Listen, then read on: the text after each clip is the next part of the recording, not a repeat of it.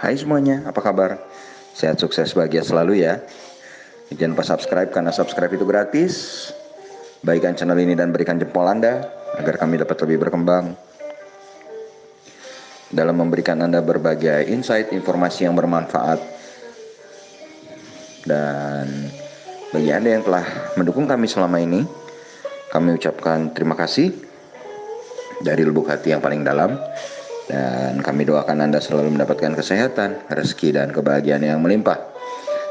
Hari ini sebetulnya IHSG sempat berjalan sesuai dengan apa yang kami gambarkan waktu di market outlook tadi pagi, bahwa IHSG akan 50% berada di dalam teritori hijau.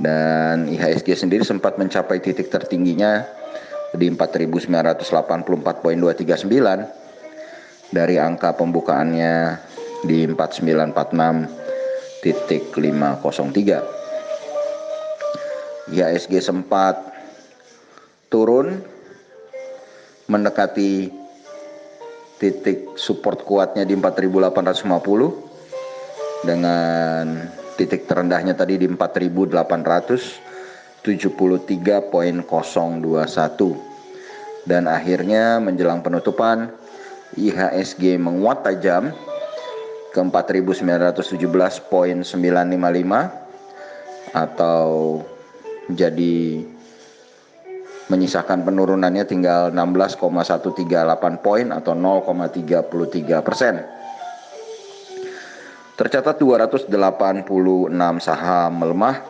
dan 142 saham menguat dengan total transaksi sebesar 6,998 triliun rupiah.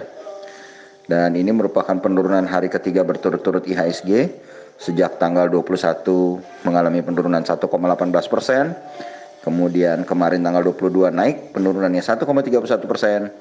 Dan hari ini penurunannya mengecil hingga 0,33%. Kalau kita lihat, memang dalam transaksi yang dilakukan oleh investor asing sendiri, hari ini investor asing mencatatkan total jual bersih yang tidak terlalu besar, hanya 233,84 miliar rupiah. Jadi tidak terlalu besar. Dan kalau kita lihat dari 5 buah saham yang paling banyak dibeli oleh investor asing, TLKM kembali menjadi juara dengan total net foreign buy sebesar 22,6 miliar rupiah. Dan TLKM sendiri mengalami kenaikan 20 poin atau 0,72% ke 2.800. Yang kedua ada MDKA. Merdeka Cooper Gold ini mencatatkan net foreign buy 22,5 miliar dengan kenaikan 10 poin atau 0,64% ke 1.580. United Tractor mencatatkan net foreign buy 17,6 miliar dengan kenaikan Rp325 atau 1,42% ke 23.150. Yang keempat adalah BTPS yang mencatatkan net foreign buy 11 miliar, dan satu-satunya dari saham yang dibeli asing di 5 besar ini yang mengalami penurunan.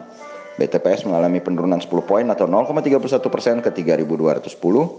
Sedangkan yang kelima adalah KLBF yang kebetulan juga merupakan saham yang kami rekomendasikan untuk kita pelajari bersama di rekomendasi yang kami buat kemarin sore. Dan net foreign buy-nya tercatat 9,9 miliar dan mengalami kenaikan cukup banyak, dan juga merupakan yang terbanyak di antara semua saham yang di net foreign buy, yaitu 75 poin atau 5,15% ke 1.530. Sedangkan saham yang paling banyak dijual asing, juaranya kembali berhari-hari berturut-turut, juara net foreign sale-nya 49,8 miliar adalah Bank BCA. Yang membedakan hari ini adalah walaupun menjadi juara net foreign sale, hari ini Bank BCA mengalami kenaikan 275 poin atau 1,01% ke 27.525. Dan Bank BCA ini juga merupakan satu-satunya saham dari 5 saham yang terbesar dijual asing yang mencatatkan hasil positif. Yang kedua adalah Bank Mandiri atau BMRI, net foreign sale sebesar 37,2 miliar, penurunan 100 poin atau 1,89% ke 5.200, sekaligus yang merupakan terbanyak penurunannya dari 5 saham yang paling banyak dijual asing. Yang ketiga ada UNVR atau Unilever Indonesia, net foreign sale 25,2 miliar dengan penurunan 25 poin atau 0,31% ke 7.925. Yang keempat ada Bank BRI, net foreign sale 23,8 miliar dengan penurunan 50 poin atau 1,6% ke 3.080. Dan yang terakhir ada TOWR dengan net foreign sale 22,3 miliar, penurunan 10 poin atau 0,98% ke 1.010. Kalau kita lihat saat ini kurs rupiah terhadap US dollar adalah 14.727, di mana rupiah menguat 51 poin atau 0,35% terhadap US dollar. Sedangkan kurs emas saat ini adalah di 1.877,90 atau melemah 1,23%. Dan kalau dirupiahkan menjadi 889.156 atau mengalami penurunan 1,55%. Dan kalau kita beralih ke market Asia, indeks Nikkei 225 Tokyo yang sebetulnya libur 2 hari berturut-turut dan baru kembali dibuka mengalami penurunan tipis 13,811 poin atau 0,06% ke 23.346,490. Kemudian sisanya di market Asia ini semuanya menghijau. Hang Seng Indeks Hong Kong atau HSI mencatatkan kenaikan 25,660 atau 0,11% ke 23.742,510. Shanghai Composite Index mengalami kenaikan 0,17% atau 5,410 poin ke 3.279,710. Straits Times Singapura memimpin penguatan di Asia dengan 0,63% atau 15,590 ke 2.478,390. Kalau kita lihat market Eropa saat ini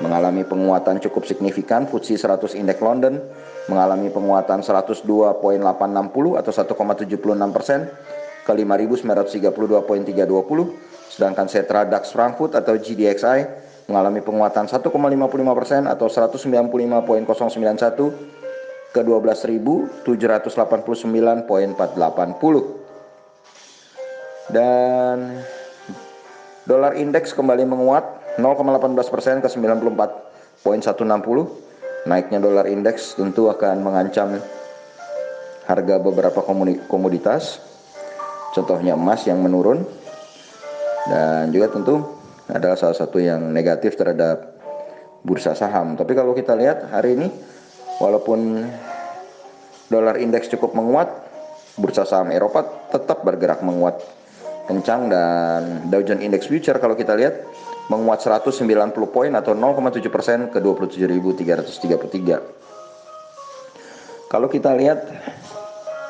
dengan tidak tertembusnya support kuat IHSG di 4850 dan menguat kencangnya market Eropa dan cukup kuatnya market Amerika, dan market Indonesia sudah 3 hari berturut-turut mengalami teritori negatif, maka kembali kami hari ini memprediksikan besok terjadi technical rebound, minimal technical rebound untuk IHSG, sehingga kami memprediksi IHSG akan berada dalam teritori hijau sebanyak 50%. Kalau ada yang bertanya kenapa 50% terus, karena memang marketnya masih agak sedikit gloomy atau meragukan. Ini berbeda misalnya dengan 2 bulan yang lalu, di mana kami bisa memberikan prediksi 70% hijau, 70% merah, 60% hijau, 60% merah, seperti itu. Karena memang marketnya lebih jelas terlihat. Sedangkan saat ini di bulan September ini memang agak sedikit meragukan pergerakan marketnya. dengan tekanan yang cukup besar dari market Amerika yang biasanya memang September adalah periode yang buruk untuk periode market Amerika ya. Jadi demikianlah